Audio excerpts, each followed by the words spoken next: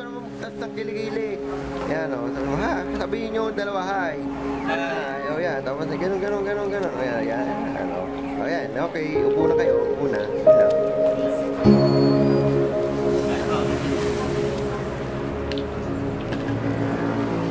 Yan o, wow, yan.